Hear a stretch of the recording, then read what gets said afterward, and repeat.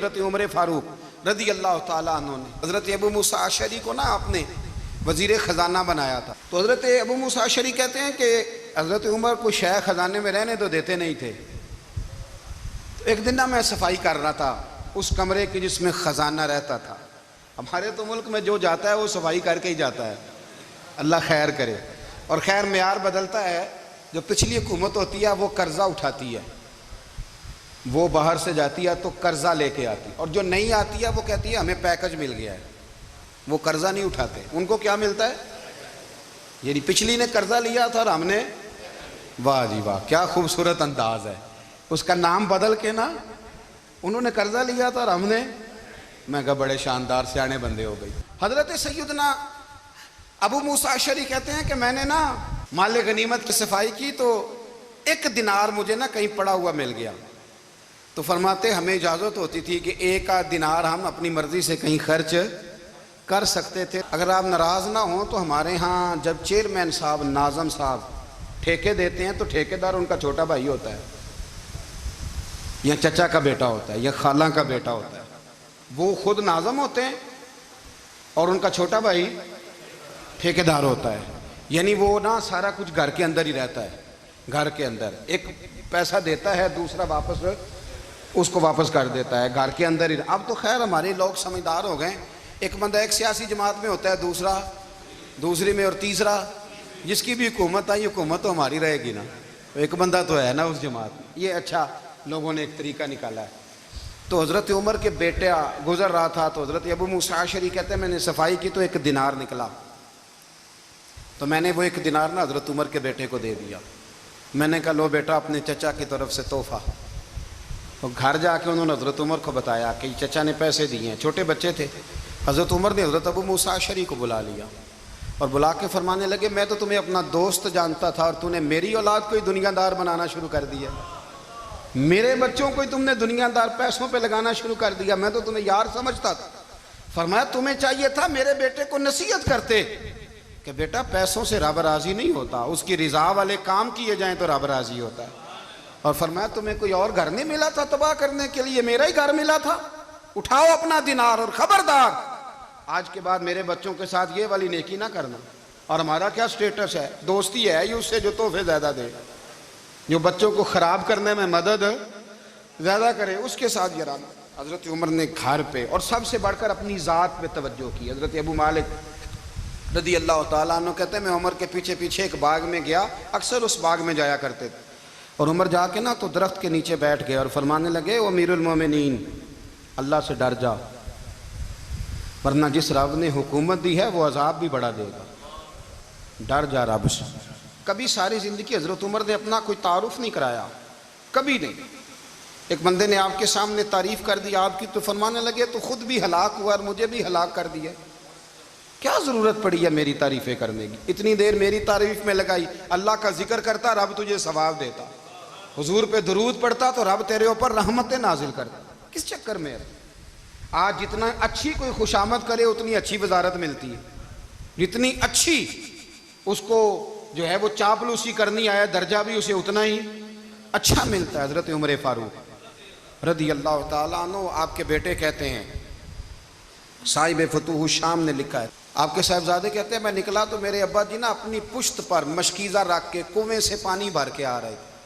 میں دوڑ کے آگے گیا, میں نے کہا ابا جی مجھے دے دے. فرمانے لگے بیٹا تیرا کیا خیال ہے, کوئی اور نہیں تھا مشکیزہ بھر کے لانے کے لیے, تیرا کیا خیال ہے؟ کہا ابا جی بڑے لوگ تھے پر آپ کیوں اٹھا رہے ہیں؟ فرمانے لگے نفس نا ذرا میرا بڑا ہو گیا تھا, اسے ذرا ذلیل کر رہا ہوں, ذرا اپنا محاسبہ کر رہا ہوں. یہ مجھے کہہ رہا تھا تو بڑی چیز ہے, تو میں نا ابھی مشکیزہ گھر رکھ کے آؤں گا, پھر تیری ماں نے مجھے کہا ہے کہ گھر میں لکڑیاں کوئی نہیں جلانے کے لیے, پھر میں جنگل سے لکڑیاں کاٹ کے لاؤں گا. امیر المومنین بن کے نا تو میرا نفس تھوڑا بڑا ہو گیا.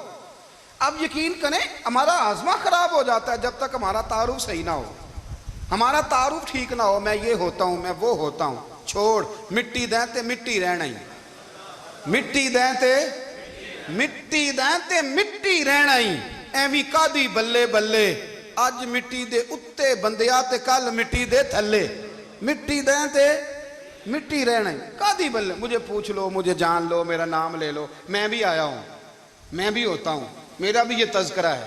جس کو اپنا تعارف کرانا پڑ گیا، اس سے بھی زیادہ کمزور کوئی ہے؟ فوٹو میں دکھاتا پھرتا ہے فلانے کے ساتھ فوٹو، فلانے تو کمزور بندہ یہ کام کر. حضرت عمر فاروق، اللہ اکبر، حضرت عمر جیسا بندہ 24 لاکھ مربع میل کا حکمران، اور شاہ روم کو خط لکھ کے کہتا ہے میں منت نہیں کرتا، میں حکم دیتا ہوں. اتنا تگڑا بندہ. جنگ قادسیہ کے لیے حضرت سعد بن ابی وقاص کو بھیجا، فتوح الشام پڑھ کے دیکھیں. حضرت عمر بڑے پریشان ہیں، اتنے دن ہو گئے کوئی رپورٹ ہی نہیں آئی. اب تو موبائل ہے نا، ایک ایک منٹ کی رپورٹ لیں آپ، بلکہ آپ ایک ایک منٹ کی فوٹو لیں، آپ رپورٹ تو دور رہ گئی. حضرت عمر فاروق رضی اللہ تعالیٰ عنہ بڑے پریشان ہیں کہ قادسیہ میں حضرت سعد بن ابی وقاص کے ساتھ لوگ جہاد کرنے گئے، رپورٹ کوئی نہیں آ رہی. اتنے پریشان تھے کہ باہر نکل کے نا اس رستے پہ بیٹھ جاتے جو رستہ قادسیہ کی طرف سے آتا تھا. جو بھی آتا جاتا پوچھتے جنگ کے کیا حالات ہیں. ادھر جب اللہ نے فتح دے دی نا تو حضرت سعد بن ابی وقاص رضی اللہ تعالیٰ عنہ نے نا ایک قاصد کو خط دے کے بھیجا. کہنے لگے عمر کے پاس جاؤ، انہیں اطلاع دو کہ الحمدللہ اللہ نے اسلام کو فتح عطا کر دی. یہ حضرت عمر کو جا کے دینا. وہ بڑے پریشان ہوں گے. وہ جو اس زمانے میں اس طرح ہوتا تھا کہ کئی دور دور سے صحابہ جو دوسرے شہروں کے ملکوں کے رہنے والے ہوتے تھے وہ بھی آ کے شامل ہو جاتے تھے جہاد میں. کوئی ایک دفعہ مدینے آیا، کوئی 2 دفعہ آیا، پھر اپنے اپنے علاقوں میں. بہت سارے لوگوں نے زیادہ دفعہ حضرت عمر کو دیکھا بھی نہیں تھا. وہ جو قاصد خط لے کے آیا تھا نا، اس نے ایک آدھ دفعہ دیکھا تھا. حضرت عمر بوڑھے ہو گئے، وہ پہچانتا نہیں تھا. ادھر سے وہ خط لے کے آ گیا. حضرت عمر مدینے سے باہر نکل کے اس روڈ پہ بیٹھے تھے جو قادسیہ سے آتا تھا. جب وہ اس آدمی کو آتے دیکھا تو حضرت عمر اٹھ کے کھڑے ہو گئے، فرمانے لگے قادسیہ سے آ رہے ہو؟ وہ کیا کہتا ہے؟ پھٹے پرانے کپڑے، ٹوٹے ہوئے جوتے، سر پہ پرانی پگڑی. کہنے لگے غلام مدینے کے رہنے والے ہو؟ حضرت عمر کہنے لگے ہاں مدینے کا ہوں. کہا میں قادسیہ سے آیا ہوں، الحمدللہ اللہ نے اسلام کو فتح دے دی ہے، الحمدللہ کفر کی کمر ٹوٹ گئی ہے. اس نے یہ بات کر کے تو گھوڑے کو ایڑی لگائی، گھوڑا دوڑنے لگا مدینے کے. حضرت عمر بھی ساتھ ساتھ دوڑ رہے. فرمانے لگے اچھا بتاؤ خالد بن ولید کا کیا حال ہے؟ تھوڑا آگے جا کے فرمانے لگے اسامہ بن زید کیسے ہے؟ وہ کہتے ہیں ٹھیک ہے. پھر اس نے اور گھوڑا، عمر ساتھ ساتھ دوڑ رہے ہیں، ساتھ ساتھ. 24 لاکھ مربع میل کا حکمران، ایک جوتا پیر سے نکل گیا، عمر دوڑ رہے ہیں. آگے جا کے پوچھتے ہیں سعد بن ابی وقاص کا کیا حال ہے؟ کہا حضور وہ بھی ٹھیک ہے. کتنے لوگ میرے شہید ہو گئے مسلمانوں میں سے؟ کہنے لگا صحیح گنتی کا نہیں پتا، یہ لفظ ادا ہوتے ہوتے مدینے کی سرحد آ گئی. لوگوں نے عمر کو گھوڑے کے ساتھ دوڑتے دیکھا تو کہا امیر المومنین کیوں دوڑ رہے ہیں؟ وہ غلام چھلانگ لگا کے نیچے آیا، قدموں میں بیٹھ گیا. کہنے لگا حضور آپ نے بتایا ہی نہیں آپ امیر المومنین ہیں. آپ فرمانے لگے کیا بتاتا؟ میں تو اونٹ چرانے والے کا پتر ہوں، کیا بتاتا؟ وہ عمر ہوں جس نے اپنے گناہوں کا حساب دینا ہے. کیا بتاتا؟ جو سعد بن ابی وقاص کو جہاد پہ بھیج کے خود بزدلوں کی طرح گھر میں بیٹھا ہے. کیا بتاتا؟ کوئی حیثیت نہیں، کوئی تار. تو نے اچھا کیا، تو مجاہد تھا، مجھے ساتھ ساتھ دوڑایا، تو نے اچھا کیا. جتنے لوگ تھے چیخے مار کے رونے لگے. حضرت فاروق اعظم سے کہنے لگے عمر جب تک تیرے جلوے رہیں گے اللہ کامیابیاں ہی عطا فرمائے گا، جب تک تیرا رنگ رہے گا اللہ تعالیٰ نوازتا ہی رہے گا. کچھ نہیں کبھی اپنا آپ ظاہر ہی نہیں کیا. بہت بڑے تھے، بہت بڑے تھے حضرت عمر، بڑے تھے. حضرت ابو رافع غلام تھے، قرآن پاک بڑا سونا پڑھتے تھے. حضرت عمر جب بھی انہیں ملتے کہتے ابو رافع تو عمر سے اچھا ہے، قرآن بڑا شاندار پڑھتا ہے. تو وہ کہتے حضور اگر میں قرآن صحیح پڑھتا ہوں تو آپ کو قرآن کی تشریح زیادہ صحیح آتی ہے، آپ بھی تو مجھ سے افضل ہیں. تو آپ فرماتے نہیں پھر بھی تو مجھ سے افضل ہے. کیوں؟ اس لیے کہ تو اپنے آقا کی نوکری بھی ٹھیک کرتا ہے اور رب کی عبادت بھی ٹھیک کرتا ہے، اور مجھے خالص صرف عبادت کرنی ہوتی ہے وہ بھی ٹھیک نہیں کر پاتا. ساری زندگی اپنا محاسبہ، ساری زندگی اپنے گریبان میں دیکھا، ساری زندگی اپنے آپ کو پرکھا، اپنے آپ کو ٹٹولا. 62 سال عمر بیت گئی. حضرت حذیفہ بن یمان ایک صحابی تھے، میرے نبی کریم علیہ السلام ان سے راز کی باتیں کرتے تھے. ہر بندے کا ہاضمہ ٹھیک نہیں ہوتا، سب سے راز کی بات نہیں کرنی چاہیے. حضرت حذیفہ بن یمان کہتے ہیں حضور راز کی باتیں بتاتے. مدینہ منورہ میں جو منافقین تھے ان کی لسٹ بھی نبی پاک نے حضرت حذیفہ بن یمان کو دی تھی. جب کوئی مشکوک آدمی مر جاتا نا تو صحابہ کہتے ہیں ہم دیکھتے اگر حضرت حذیفہ نے جنازہ پڑھا ہے تو ہم بھی جنازہ پڑھ لیتے. نبی پاک نے بھی کچھ جنازے نہیں پڑھے. ترمذی میں ہے فرمایا عثمان سے جو بغض رکھے اس کا جنازہ نہیں پڑھیں گے. حضرت حذیفہ بن یمان اگر جنازہ پڑھتے تو لوگ پڑھتے, وہ نہ پڑھتے تو لوگ جنازہ نہ پڑھتے. حضرت حذیفہ بن یمان کہتے ہیں جناب عمر فاروق کی خلافت کے آخری ایام تھے, کچھ دنوں کے بعد وہ شہید ہو گئے. فرماتے ہیں آدھی رات کا وقت تھا, میں گھر میں سویا تھا بڑا بے فکر, اچانک میرے دروازے پہ دستک ہوئی, میں گھبرا کے اٹھا, اتنی رات کو کون آیا؟ کہتے ہیں قربان جاؤں دروازے پہ گیا تو امیر المومنین فاروق اعظم دروازے پہ. میں نے کہا عمر کوئی حکم تھا تو مجھے بلا لیتے. کہنے لگے میں نا امیر بن کے نہیں آیا, تیرا ویر بن کے آیا ہوں.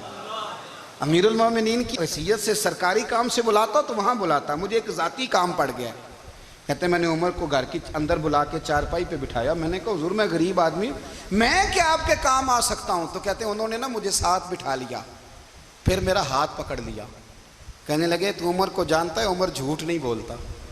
تو جانتا ہے؟ عمر وعدوں کا پکا ہے. کہا حضور جانتا ہوں. کہا میں اس وقت آیا ہوں جب دیکھ بھی کوئی نہیں رہا. حضرت حذیفہ بن یمان کہتے ہیں پریشان ہو گیا, حضور پہلیاں نہ بجھوائیں, مہربانی کر بتائیں کدھر آئے ہیں. تو حضرت عمر فاروق فرمانے لگے 62 سال کا ہو گیا ہوں, 63 میں چل رہا ہے, داڑھی سفید ہو گئی ہے, پھل پک گیا, اٹھ فریدہ ستیا, داڑھی آ گئی پور, اگا نیڑے آ گئی, پچھا رہ گئی دور. اب قبر اشر کا معاملہ صاف نظر آنے لگا ہے. کہا حضور مجھ سے کیا چاہتے ہیں؟ حضرت عمر رو پڑے. کہنے لگے آج میں عشاء کے بعد نکلا ہوں تو نبی پاک کے صحابہ مجھے نیک کہہ رہے تھے, پھر میں نے بچوں کی ماں سے اور بچوں سے بھی پوچھا ہے, وہ بھی مجھ سے راضی ہیں. پر حذیفہ تیرے ساتھ نبی پاک راز کی باتیں کرتے تھے, سچ بتا کہیں عمر کا نام منافقوں میں شامل تو نہیں؟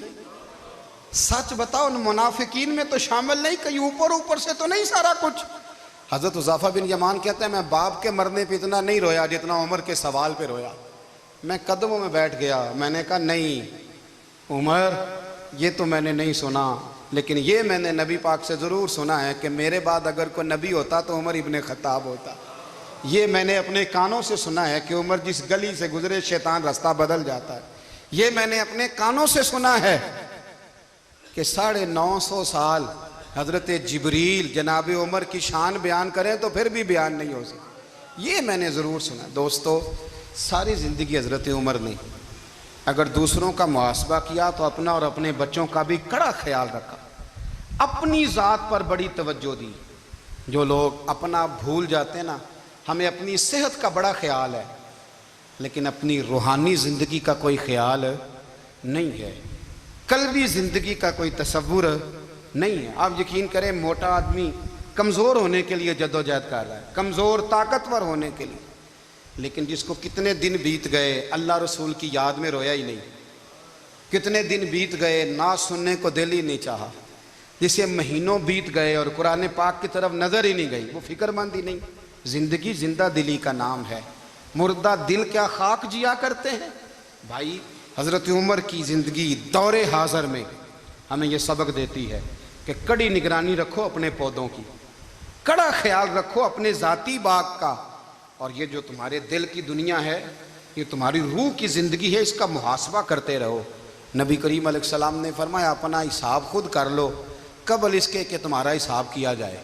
اپنا حساب, ہم ساری دنیا کا حساب کرتے پھرتے ہیں, کوئی کہاں سے کماتا ہے کہاں کھاتا ہے, پر اپنا حساب حضور نے فرمایا حساب کر لو قبل اس سے کہ تمہارا حساب.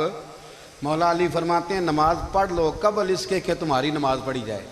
اپنا محاسبہ کریں, تھوڑا سا نا اوپر دائیں بائیں دیکھنے کی بجائے تھوڑی سی گردن جھکا کے نا, درویش کہتے ہیں برے بندے نو میں لبن ٹریا تے جگ تے ملیا نہ کوئی, اپنے اندر چاتی پائی تے میتھوں برا نہ کوئی. تھوڑی سی اپنی طرف توجہ دیں. ہم نا بے چین وقت گزار رہے ہیں, بے قرار ہیں, بے سکون ہیں. سبب یہ ہے کہ ہم نے نا اپنا حساب کرنا چھوڑ دیا ہے. حساب کرو گے, بے حساب تو بندہ روٹی کھا لے تو بیمار ہو جاتا ہے, اور اگر زندگی بے حساب گزرے, گناہوں کا حساب ہی نہ کیا جائے, تقوی کی طرف توجہ ہی نہ کی جائے, تو پھر زندگی دشوار ہو جاتی ہے. ہمیشہ مدحت خیر الانام میں گزرے۔